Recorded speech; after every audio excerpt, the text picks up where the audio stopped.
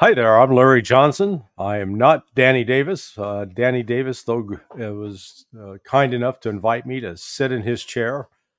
So these are some big shoes to fill while he is on vacation. And today we are honored to have Colonel Jacques Baud back. The Colonel is a well known figure here at Daniel Davis Deep Dive. And so that's what we're going to do. We're going to dive in deep. We're going to start with the Middle East. Colonel, how are you today? Very fine. Thank you very much. Thank you for inviting me back to the show. Thank you. We got all the moving parts behind the scenes. Danny's producer Gary he's a miracle worker, great guy.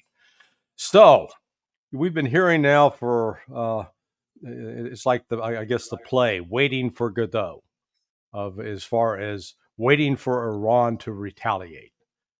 If you read any of the press, I don't know what was being said in Europe, but at least in the Western press, a week ago Monday, they were saying, "Oh, U.S. intelligence analysts believe it's going to happen today."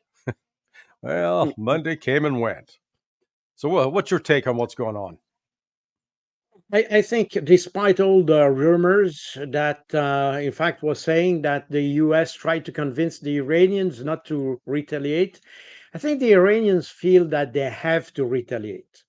Um, you may remember that in April, earlier this year, after the attack on the Iranian consulate of Damascus, the Iranians decided to counterattack or to respond, but they did it in a very calibrated way, with the idea of sending a signal to Israel. It was not a retaliation, eye for eye or something like that.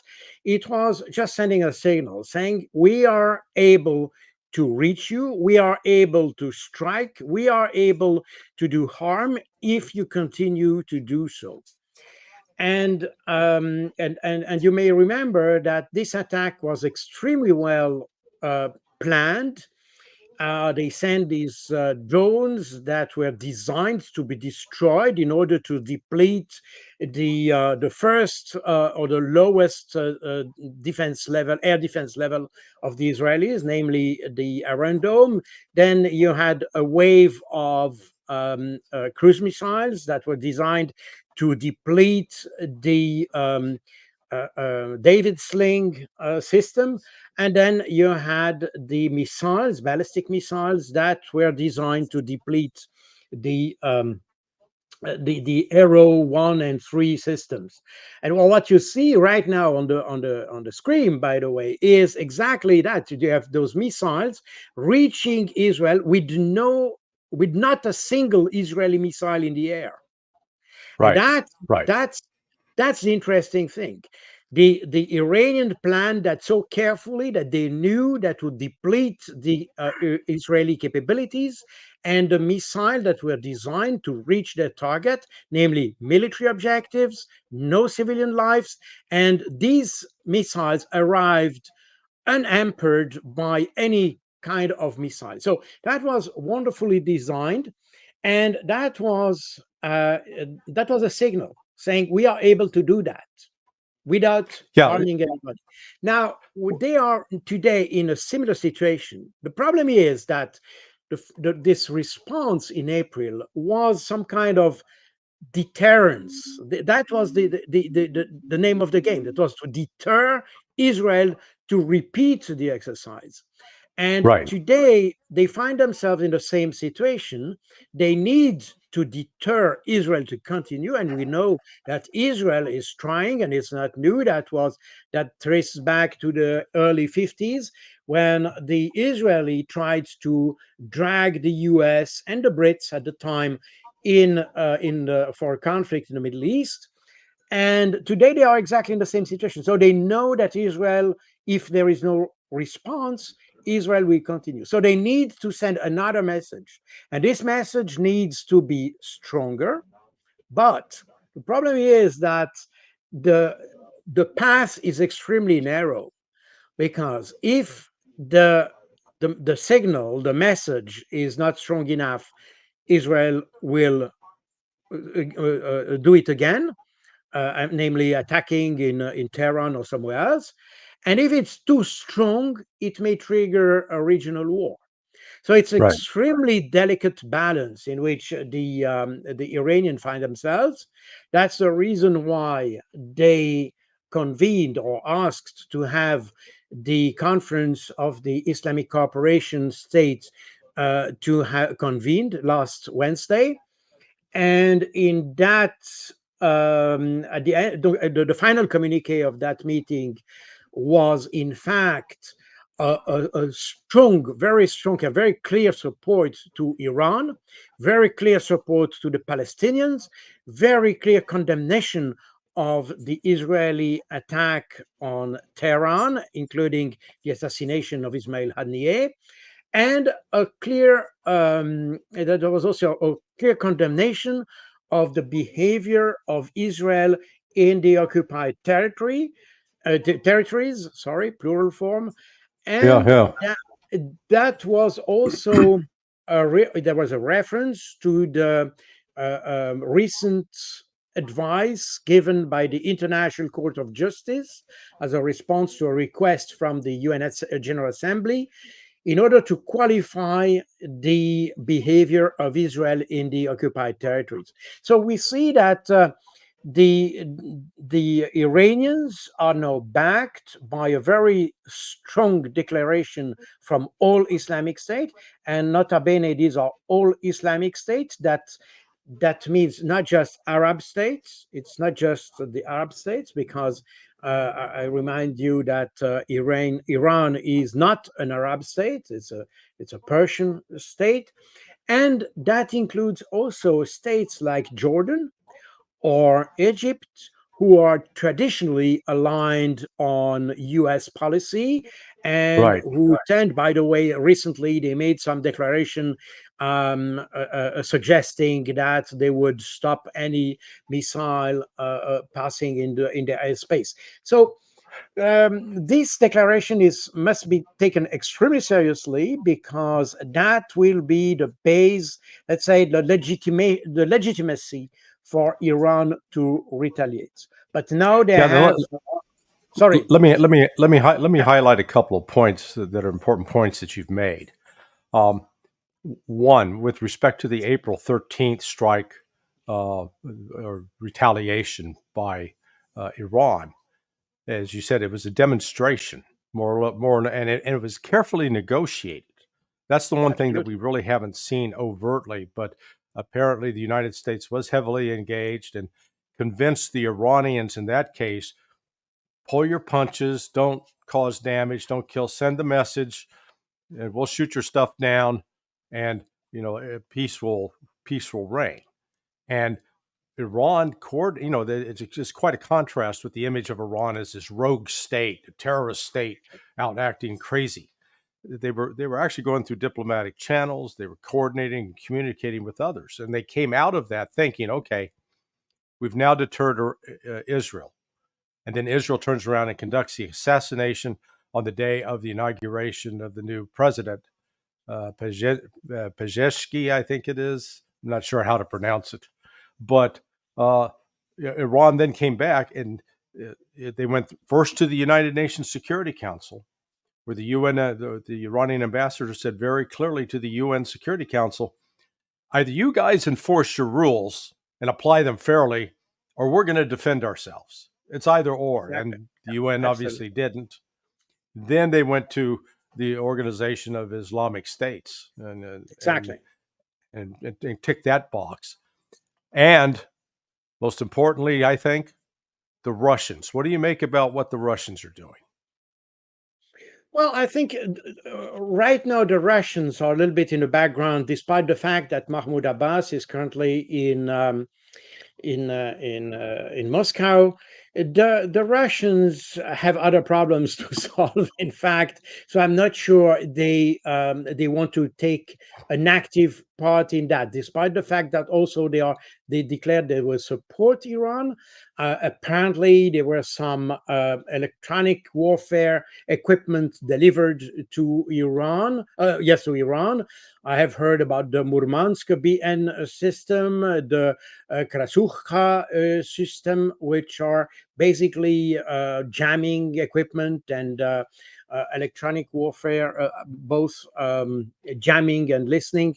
I'm not exactly an expert in that field, but apparently that's what they did. So, but these deliveries were probably part of an earlier agreement, namely the military cooperation agreement that was signed with Iran, rather than linked to the current situation. Nevertheless, Russia considers Iran as a friendly country, and they will certainly support them. But I'm not sure they will try to take an active role. I mean, I don't know. Again, I'm not sure, but I Well, think I say again, let me yeah, posit a hypothesis for you that one of the things Russia did was they brought in S-400 air defense systems and have provided the manpower to staff them in terms of trained personnel that know how to operate them, so that those can be put at key locations throughout Iran, which provides both a Russian presence as well as a possible deterrent. And the reason I think that happened is because I know from very good sources. Um, let's put it this way: I have a friend who's friends with Benny Gantz. Okay, and he's talking to Benny Gantz. And as of 2 weeks ago, Israel was going to launch a preemptive strike. They haven't done it. I thought, well, why?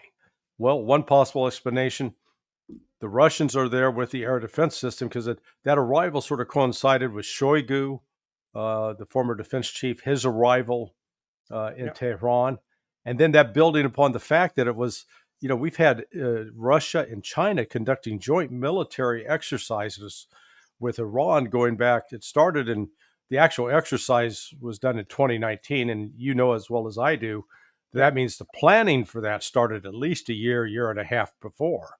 So that's what I mean by I think Iran is sort of a secret, a hidden power behind this whole process.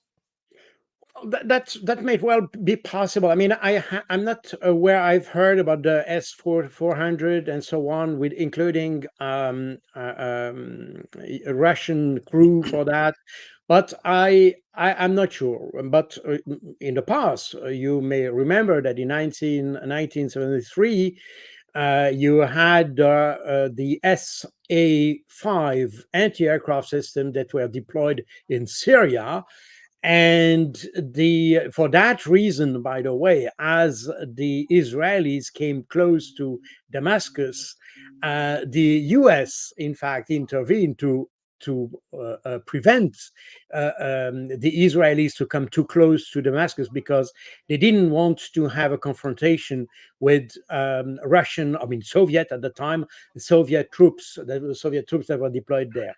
So we have an historic example for that, and we might well have a similar situation if you have a Russian crew to deploy the or to train even Iranian crew. That I could even imagine. I mean, some have speculated that in the transition period, because to have some the degree of proficiency to use these systems, it will probably take weeks or even months. We see the problem with the F-16 in Ukraine. So it might be, some have suggested that some Russian crews are in fact manning the equipment in the transitory period to act as a deterrent for any Israeli action. I've no confirmation of that. I Yeah, don't know if it's even true, but it might be plausible, let's say. yeah, and the other part of this is we're portraying as if it's just Iran that Israel has to worry about, but they've murdered a couple of senior Hezbollah officials in Lebanon, and so and it has I'm sort of struck by the way the media covers this. They're talking about, boy, Hezbollah may strike and the conflict's going to increase. And I've been watching over the last 10 months. Hezbollah has been pretty liberal about firing rockets, missiles, and mortars into Israel. But you've got that, and then ditto with the Houthis. The Houthis have not been shy and haven't been sitting back doing nothing. So this would be, what's your assessment of the possibility of a coordinated strike between Iran, Hezbollah, and the Houthis? Well, whether it's coordinated or simultaneous, this is the question. For instance, last time in April, on the you remind us about the strike on the 13th of April, Iran attacked, and you had at the same time you had also Hezbollah shooting some missiles, firing some missiles at the northern part of Israel. That was not really mentioned by the media, but it Yeah. was probably not coordinated. But it let's say Hezbollah used the opportunity.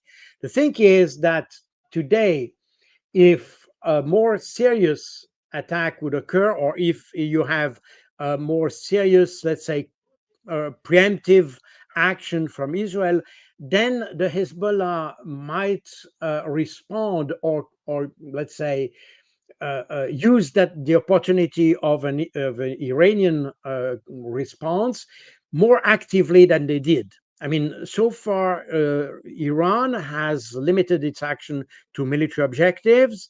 They have, I think, they have attacked. They have conducted 4,400 attacks since October. So it's a lot of attacks Yeah. on Yeah. 1,600 objectives. So it's a lot, but they haven't delivered their full capabilities. And certainly, if anything serious is done by Israel, it may receive a more stronger response. And it's also interesting to note that in the recent weeks, the Hezbollah has published some movies made by drones that they sent over the northern part and the center part of Israel, meaning that the air defense system of Israel, namely the Iron Dome, was unable to identify these drones and to destroy them. So that indicates that the Iron Dome system is probably not as effective as we portray it in the West.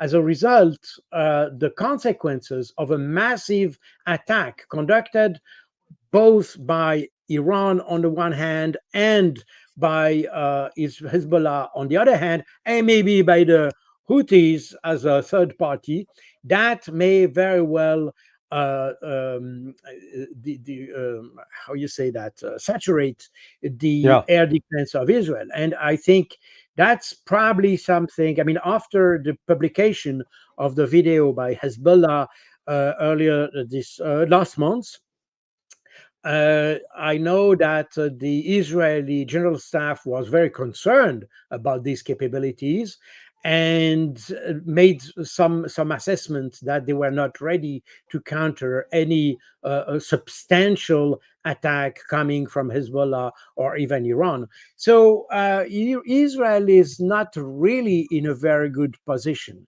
And as it comes to ground warfare, we have seen that we remember that in 2006, despite all the distractions made by Israel in southern Lebanon, this was considered as a victory for Hezbollah. And we see since October, I mean, the 7th of October or the 8th of October, that the Israeli army is not ready for the kind of warfare that is conducted both in the Gaza Strip, but also probably in the northern part of Lebanon, in the southern part of Lebanon. Meaning that both on the air defense side and on the ground force side, we have an Israel which is where whose capabilities are, in my view, widely overestimated in the West. And probably they realize today that engaging into a substantial confrontation with both Iran, Iran that probably airstrikes and so on, but with Hezbollah, that certainly airstrikes plus ground forces. Probably Israel realized that they might not be up to the mark for doing that. And there's Yeah, also something we need to remember, and that was not mentioned so strongly by Western media, but that's the fact that the Arab League withdrew the Hezbollah from the list of terrorist movements. right, right, In 2016, the Arab League put the Hezbollah on the list of terrorist organizations. Under the pressure of the US, obviously. And just recently, they removed the Hezbollah, meaning that, because that has implications, because that means that as of today, if they support the Hezbollah politically, or even by supplying equipment, or even by supplying forces to help them, that could be legal. It's no longer supporting a terrorist movement, you see. right. So the political dimension of that is huge. And I think this is also something that needs to be taken into the equation. We have seen some groups in Iraq that declared that they would join the Hezbollah in fighting Israel. We had the Turkey government who said that they were ready to invade Israel if necessary. I'm not sure they will do it, but at least on the rhetoric side, they said it, meaning that we see that all around Israel we have a kind of not kind of a coalition, certainly not an alliance, but we have more like-minded countries Right. when it comes to Israel, and I think that's a very important point because in the past that was never exactly the case. Probably in the late 40s with the 1948 war, and probably up to the 1967 war. But after that, other countries remained quite, let's say, cautious in addressing Israel because they tried to align to the US and things like that, namely, for instance, Jordan or things like that. So, but today we may have a very different constellation. And it's interesting that you had just a couple of days ago in Ediot Ahronot, which is an Israeli paper, who said we cannot live just by the sword for so long. We need Hmm. to have a political situation to the conflict. So we see that in Israel itself, we have individuals or organization or journalists who are probably a little bit more clever than the Western journalists, who understand Right. that probably we need to find another way of living because Israel cannot, for the eternity, live in confrontation with its neighbors. It has at one point to make some kind of peace and have, let's say, a normal relationship with its neighbors. But I'd like you to elaborate on. I think there's one we've seen one really important and disturbing indicator that there is a clear rift or split between the political leadership in Israel and the military leadership. I mean, you've had the statements by the head of the IDF within the last month, within the last 4 weeks, where he said, "We cannot defeat Hamas." And I thought, Exactly. finally, some sanity.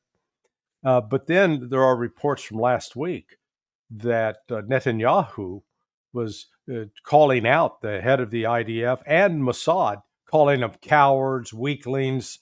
So, I mean, some pretty ugly name calling that got out into the public. And it looks like there are at least some in the Israeli military who recognize, boy, we're shooting ourselves in the head. So, what are the implications of this kind of rift for Israel's ability to actually defend itself or to carry out offensive operations?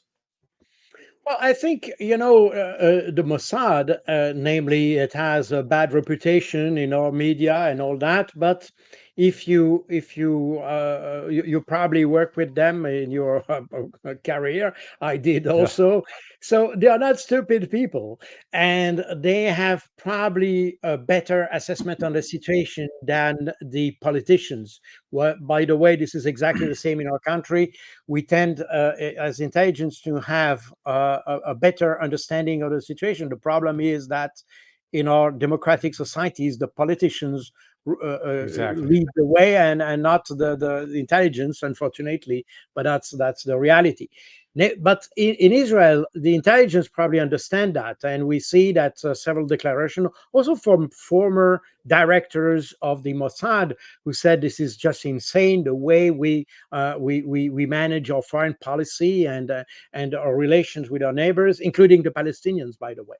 So we have this difference between the intelligence community and the politicians since a long time. And today, the military is probably a little bit more aware of that because, well, because of the situation in Gaza. And as you said, that was. They acknowledge that they would not be able to defeat Hamas. And if we look at what happens on the field, we see that the Hamas operation in the field are perfectly coordinated. We see absolutely no disturbance in the command and control system. We talk about the Hamas, but in fact, we should talk about the Palestinians, or a coalition Right, of Palestinians, because right, the 7th of October was in fact conducted by a joint operation room that involves several, about 16 or so, different Palestinian factions, of which the Hamas is probably the most important. I agree, but there are several group, and in the on the tactical battlefield, we see that all these factions cooperate together and they coordinate operation. They conduct complex ambushes against the Israelis with different factions, with different groups, with different. I mean, we see that there's a coordination in the command and control in order to have different factions cooperating in the same operation in different spaces. I mean, you may have coordination. I've seen movies showing, for instance, operation of certain groups in tunnels, so right, underground, and at the same time, groups were attacking the Israeli just above ground, meaning that you had this vertical coordination. It's extremely complex. I mean, that means that they have the means of communication. They have with small cameras and things like that. They can have a very good battlefield awareness, and they coordinate all that. So meaning that the Israelis were not able not only to destroy the Hamas physically, but they were not able to destroy the command and control structure. And the Hamas is as powerful as before. We even see new equipment appearing on this battlefield, meaning that somehow they managed to have some logistical line with the outside world, which is quite surprising, but apparently that works. And we see also that the soldiers or the combatants of the Palestinians are extremely well trained. They are perfectly proficient in the use of their weapons. I mean, RPG-7 and things like that.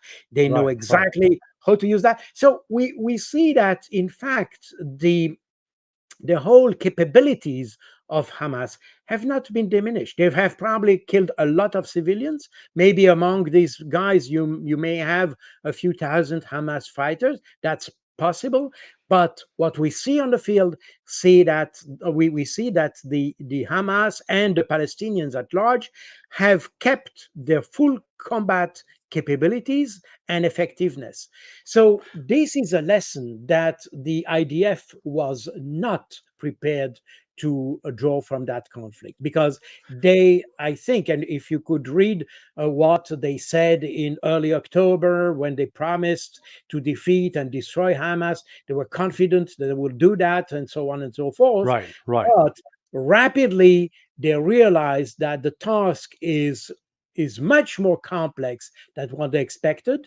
They realized that the equipment they have is not suited for the type of combat that is conducted in the Gaza Strip, and the command and control is also not suited for this kind of warfare. And even the soldiers were not prepared to fight in such an environment. You probably remember that even during the Iraq War, you had these U.S. soldiers with the post-traumatic disease and things like that Right. because Right. of the specific situation of guerrilla warfare, which is extremely demanding psychologically. And you can imagine, I mean, the U.S. soldiers were professional soldiers, but when we talk about the Israelis, we're talking about civilians who just take their weapon and go fighting. I mean, they are trained, but they receive basic training and that, but they might not be prepared psychologically to fight this kind of warfare. And by the way, I have seen at the time statistics, because psychiatric hospitals are now full of IDF soldiers Yeah. because they cannot sustain psychologically the kind of effort of fighting, while the Palestinians, who are subject to airstrikes since 2005, I mean, they are prepared for that. They are mentally Right. fit for this kind of warfare. And that's probably the case for the Hezbollah as well, meaning that the IDF today realizes that they are not prepared materially, in terms of equipment, in terms of command and control, in terms of doctrine, and they are not prepared mentally for this kind of warfare, and they don't have the strategic support anymore, because more and more you have people doubting on the support of on supporting Israel.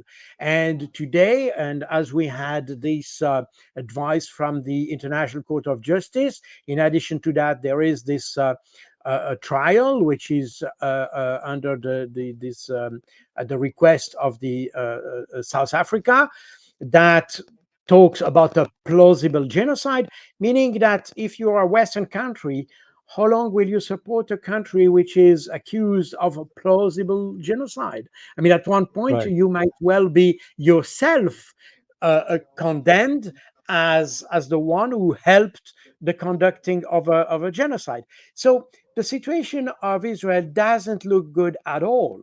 If we Yeah. take both political, strategic, and military criterias. Yeah. And in fact, let's point out that the suffering that the Israeli soldiers, the psychological damage, I would argue it's not from doing close quarter combat and having to do entry. It has to do more with the actual conduct of the soldiers against civilians Yeah, in yeah, I Gaza, do. because Agree. this is very very reminiscent of when the Germans entered Poland and then Russia during World War II, and the Einsatzgruppen was out Yeah, lining people up in pits and shooting them. That the yeah, reason that the German command had to find another way to murder Jews was because the psychological damage this was causing to German troops at the time it was too great. They were becoming combat ineffective, and it is striking uh, that on the one hand, Israel is now pushing to go to war with Iran, but it can't even defeat Hamas, who doesn't have any of the kind of weapon systems and manpower that Iran does. I mean, it's just the divorce from reality is stunning. How do you explain that? that seems contradictory, but probably there is an explanation for that, because I think probably in the mind of the Israelis, I mean, the war in Gaza is definitely unconventional warfare, while attacking Iran falls into the situation of a conventional warfare.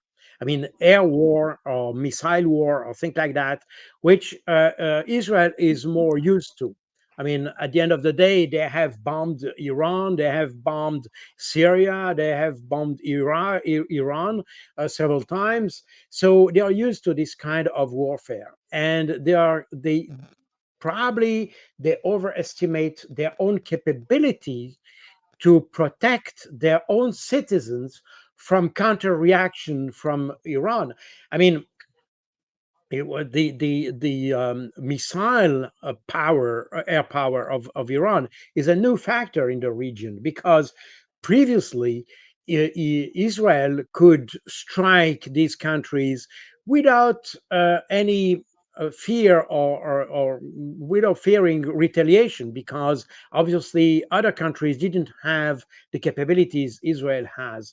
But today it's different, and we see that the Houthis, for instance, were able to destroy reconnaissance. I mean, U.S. reconnaissance drones, even with some stealth feature and counter electronic countermeasures. So, meaning that we see that the technology is now coming to these countries like Yemen, like Hezbollah, like Iran, like Syria, even some militias in Iraq seem to have some kind of capabilities that are technologically may be compared to the one Israel has. So my view is that Israel considered that it would be a conventional air war, but in my view, they tend to underestimate the technological, let's say, advance that happened in the region outside of Israel, and concerning all these militias and other groups. So that Yeah. again, I feel that in this kind of behavior from Israel, we have the same kind of behavior we find in Europe. In fact, I mean, after all, the Israelis are in fact Europeans, and for they have the same kind of behavior, that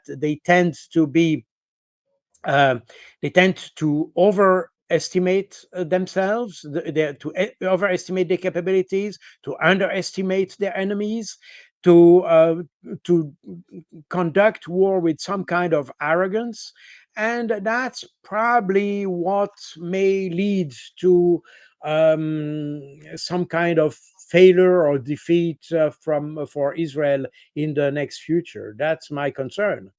Okay. Yeah, so let's shift for just a little bit to look at what the U.S.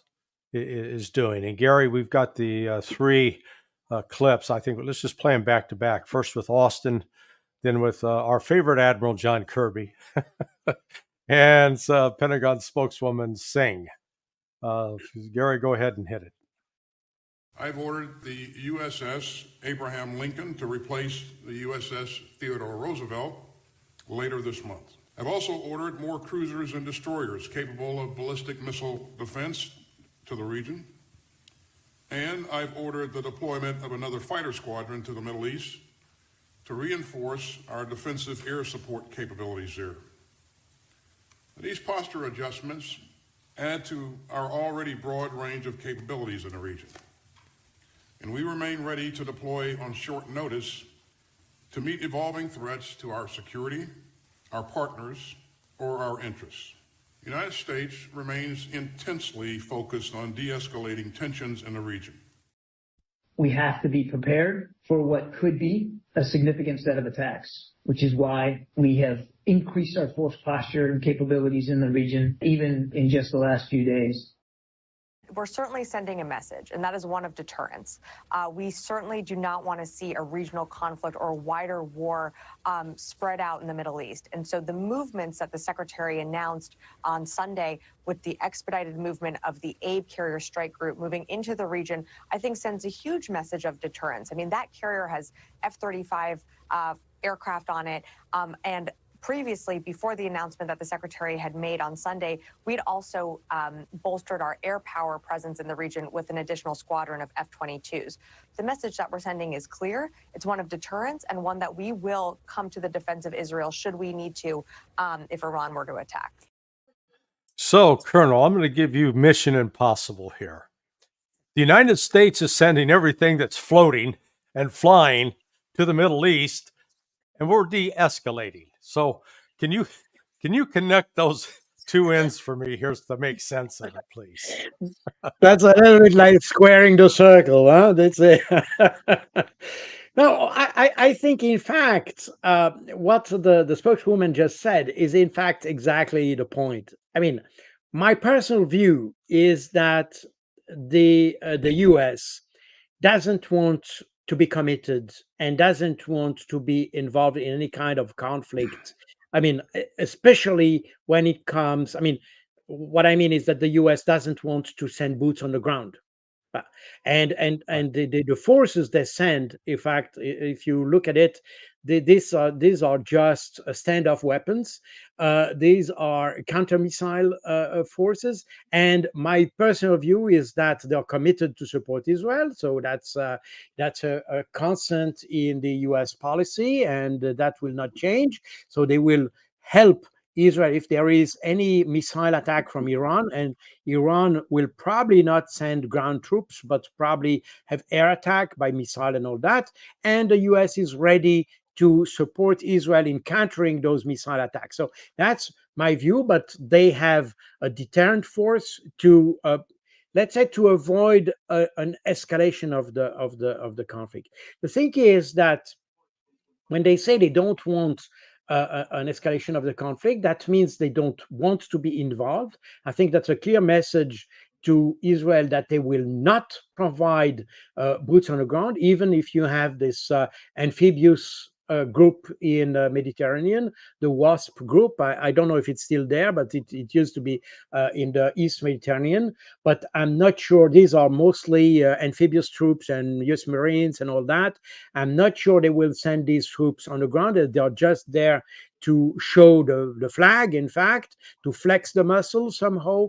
But I'm not sure the US has any willingness to engage physically soldiers on the ground. They will do exactly what they have done in April.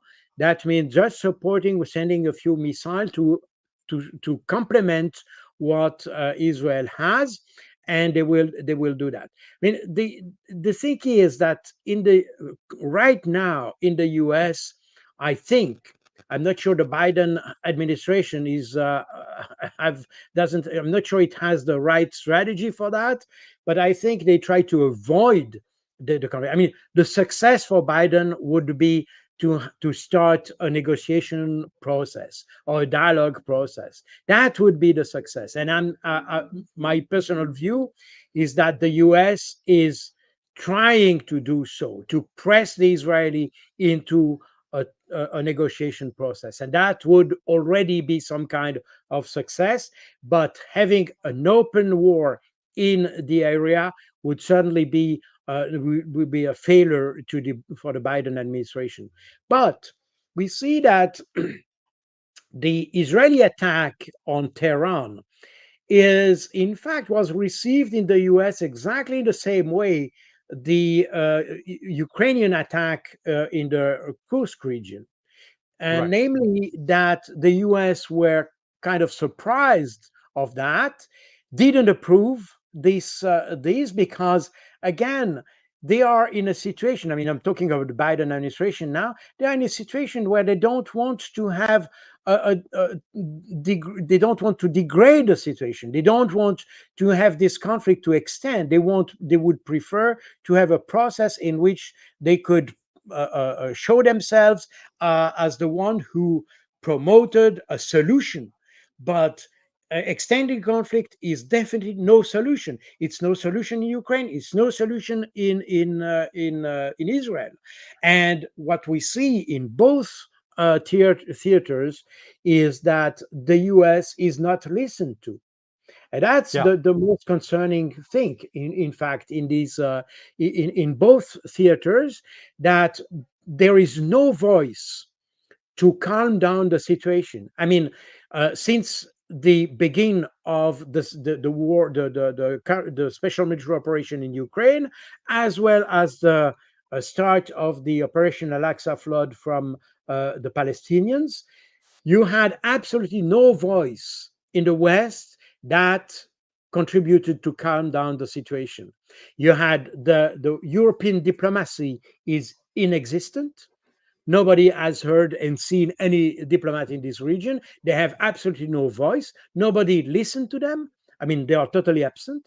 The only voice that could raise the voice and could advise the stakeholders would be the US. But as we see since October, the Israelis, and specifically Netanyahu, does whatever he wants without listening to the US. He listened Right.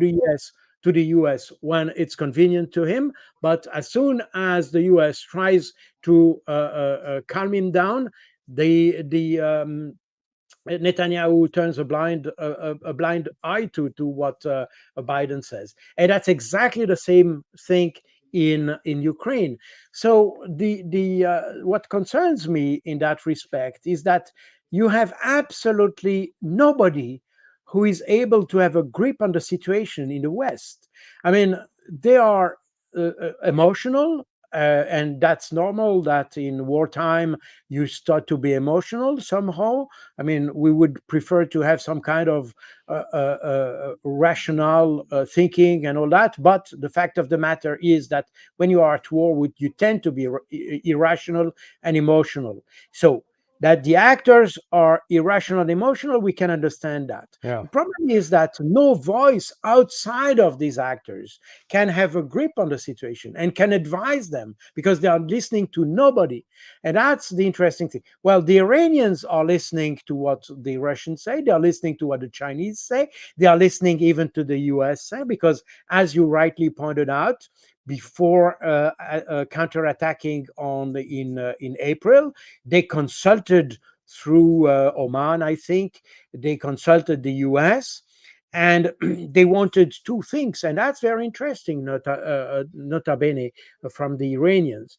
On the one hand, they wanted to convey the message to the US that they didn't want to destroy Israel, so they didn't want to expand the conflict. And on the other hand, they wanted to hear from the US that the US would not intervene in the conflict. And Yeah. they were Yeah. very prudent and very cautious in advancing in that in their response by listening to the actors.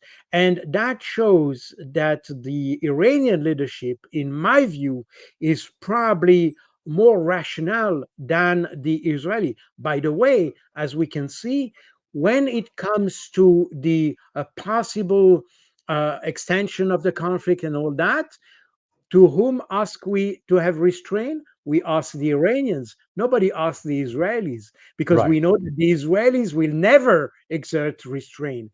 But the Iranian, we consider them as more rational, and therefore we ask them to exert restraint. That shows that we have implicitly we have a better opinion of the Iranian than of the Israelis.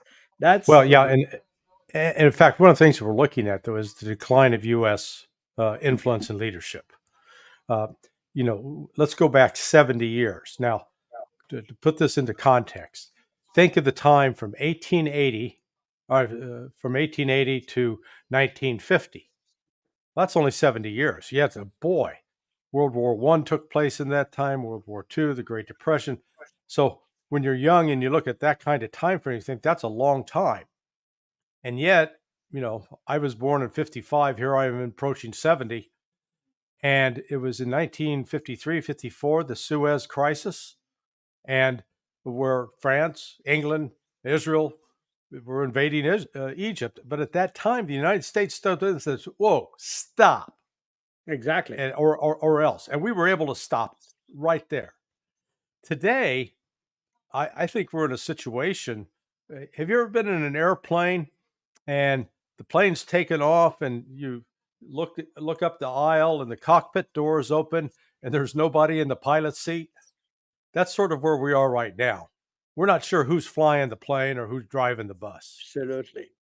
And as a result of that, you get the what we've seen here with Israel acting with impunity. And you're spot on with Iran is behaving like a mature state. Exactly. They're making sure that they check all the diplomatic boxes, because when I think they believe conflict's inevitable, but when it comes, they're going to be able to say, "Hey, we went through the UN, we went through the Islamic states, we tried every route, and nobody would step up and say, 'Hey, Israel, cut that out.'" You know, Absolutely. so I totally concur with you. This is absolutely true. It's exactly that. We have lost, and the West basically has lost credibility. I mean, Europe anyway, because it's interesting that regardless of how you may see the influence of the US, good, bad, insufficient, or so, but at least there is someone. I mean, when there is a problem, we look towards the US. Nobody looks towards the European Union, and that's also something. The Europeans are totally absent. They are totally absent. They are totally absent. I mean, they provide weapons, that's all. But diplomatically, politically, they are totally absent from the yeah, conflict in Ukraine and in the Middle East. And they are not listened to. And even you could see, even with France, they are kicked out of Mali, kicked out of Niger, kicked out of Burkina Faso. Nobody wants yeah, them anymore. You see, so that means that the credibility of the West and specifically from the Europeans, this credibility is dead. And nobody wants yeah, to listen to them. Uh, and yeah, and uh, when you see how Macron and others behave, how can you listen to these guys? I mean, they are lunatic. They don't have any concrete and defined strategy to address problems. They are ignorant. They are I mean, I would even say stupid sometimes, because they yeah. have some reactions that are childish, so childish that how can you have some kind of credibility for these guys? So this is very. I think it's a dramatic situation that we are witnessing today. Yeah, that's what makes it so dangerous, this political drift. I think when we look at the European leadership and American leadership, that to call them, political, intellectual midgets would be an insult to midgets. I mean, they are. It's appalling. Uh, we're going to be. I'll be interviewing Ambassador Chaz Freeman tomorrow on Daniel Davis Deep Dive, and I remember Ambassador Freeman from my time at State.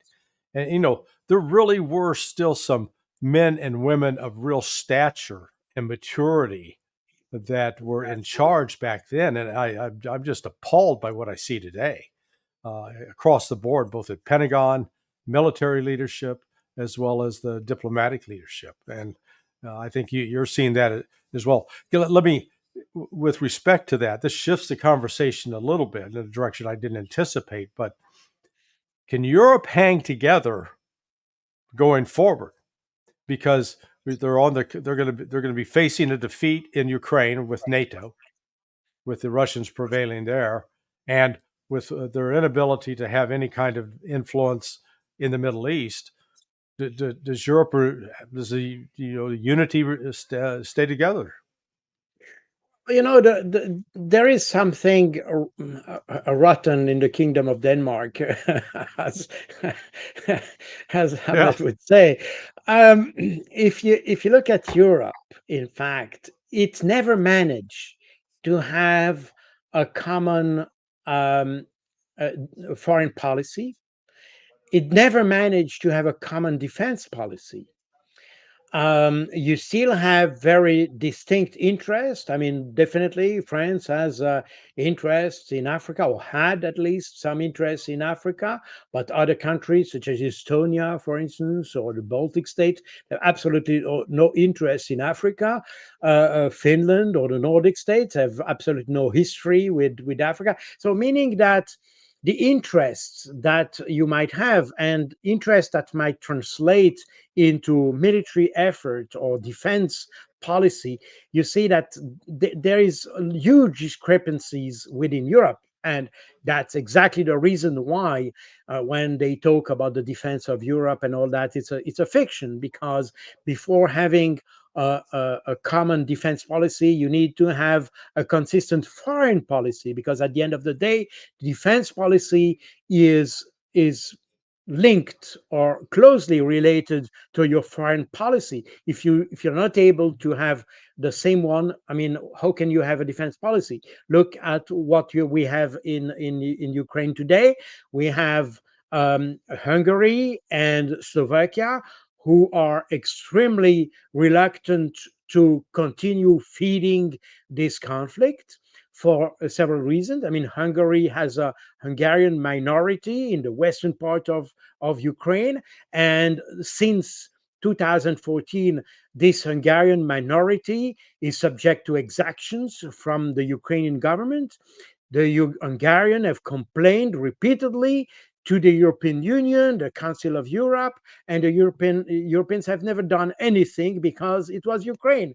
Today, when it comes to continuing support this conflict, the Hungarian are saying stop. So we see that within Europe itself, you have those differences. Now, looking at China, you had Italy, who used to be part of the Belt and Road Initiative. Then, under the pressure of Europe, they decided to withdraw from this Belt and Road initiatives, and they said that a few months ago, by that was last year, they said to China they would abandon the project. And today, what happens? You have Mrs. Meloni going to China, asking China to come back into the. So we see that the Europe suffers from a lack of coherent foreign policies. They suffer from a lack of vision of what is the future. We see Germany. I mean, this is probably the most blatant example of stupidity, where they inflict to Russia sanctions that in fact have as a only effect to affect German economy. And the German economy is suffering from that. They are putting sanctions on China, although China is the biggest market for German cars. But they put sanctions. I mean, not sanctions, but they try to raise the tariffs with the European Unions and all, European Union. So meaning that today the Chinese say to the Germans, guys, we have nothing to do with you. And the German economy now is crying to have to keep on the Chinese market. So uh, we have totally inconsistent strategies, inconsistent foreign policies, no common view on what we want to achieve, even in Ukraine. I mean, helping Ukraine to defend, okay, but for what purpose? To reach what objective? I mean, as we see today, and as we have seen in my first book, Operation Z, that I published in October 2022, describes exactly the situation we are witnessing today in Ukraine. So nothing mysterious in that. I don't have a crystal ball. I'm just analyzing the facts as they are. I'm not trying to make some kind of wishful thinking. But it seems that our politicians are just dreaming. I mean, they are not considering the facts. They are just hoping. It's a strategy based on hope, but it's not the way you conduct a war. And that's exactly the problem we are witnessing today in Ukraine.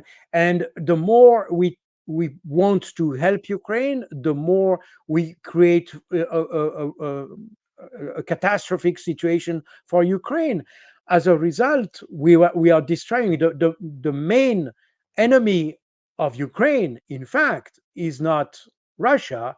Is Russia militarily, Yeah. definitely, but from a more economic and a more broadest context. Europe has made every single move you may want to do if you wanted to destroy Ukraine, Yeah. because the Russians didn't want to destroy Ukraine, by the way.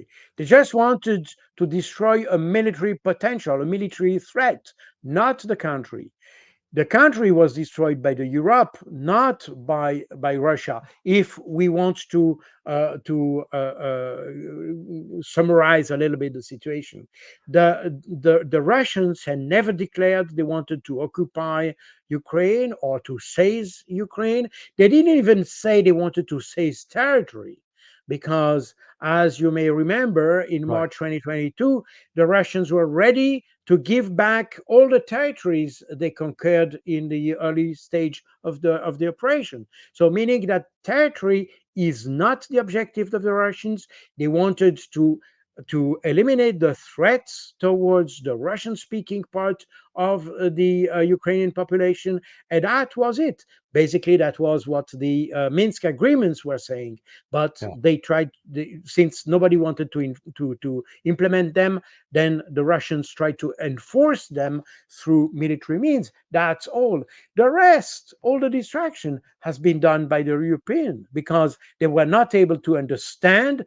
They defined themselves what the Russian objectives were. They decided that the Russians wanted to take over the whole of Ukraine, and based on that uh, uh, imaginary objective, they created a policy towards Ukraine that, in fact, leads Ukraine into the problem.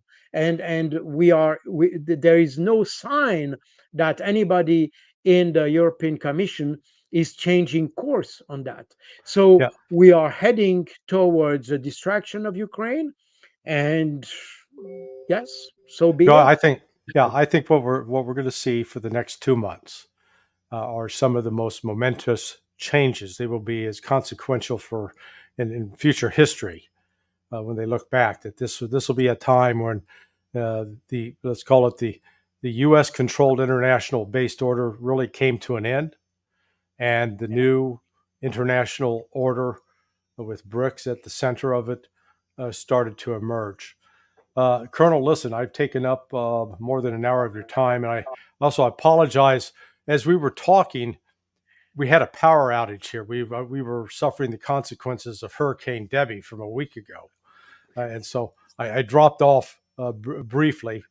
Thank God you were able to continue talking because the audience was well informed. We would just appreciate you coming on. Appreciate your insights as always. I'm sure you'll be back on next week.